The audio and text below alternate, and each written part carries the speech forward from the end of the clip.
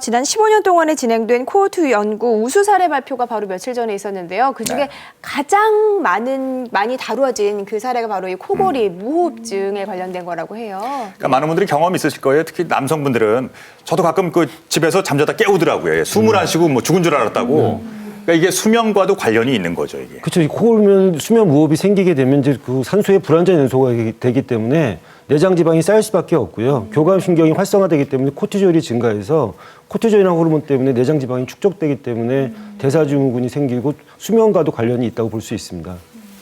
네, 사실은 잠을 푹 자는 건 좋지만 예를 들어서 뭐 고혈압이나 동맥경화, 내장 비만까지 이 무호흡 때문에 생긴다면은 이건 정말 문제가 아닐 수 없는데요. 한의학에서는 어떻게 보세요? 한방에서는요, 이 수면을 음양의 허실에 따라서 달라진다고 보고 있어요. 그 얘기는 뭐냐면 양이 허하면 잠이 너무 많아지고 음이 허하면 잠이 들기가 힘들어진다는 얘기거든요. 그런데 이렇게 잠을 너무 많이 자거나 잘 자지 못할 경우에는 음양의 대사에 문제가 생기기 때문에 고혈압이라든지 당뇨 같은 대사 질환뿐만이 아니라 암, 치매, 유병률도 높인다고 보고 있는데요. 실제로 임상 연구 결과에서 잠을 6시간 이하로 자는 사람들의 경우에는 8시간 충분한 숙면을 취하는 사람에 비해서 조기 사망률이 한 12% 정도 높은 걸로 나타나고 있습니다. 네.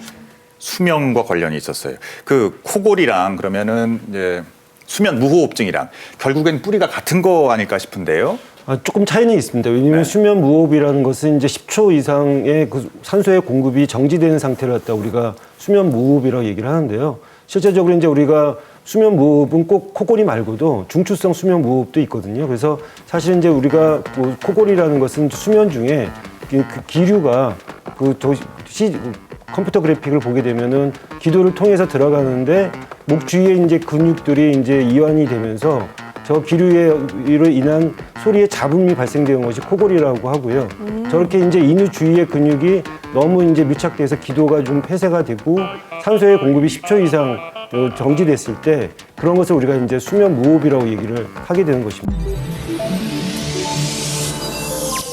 KBS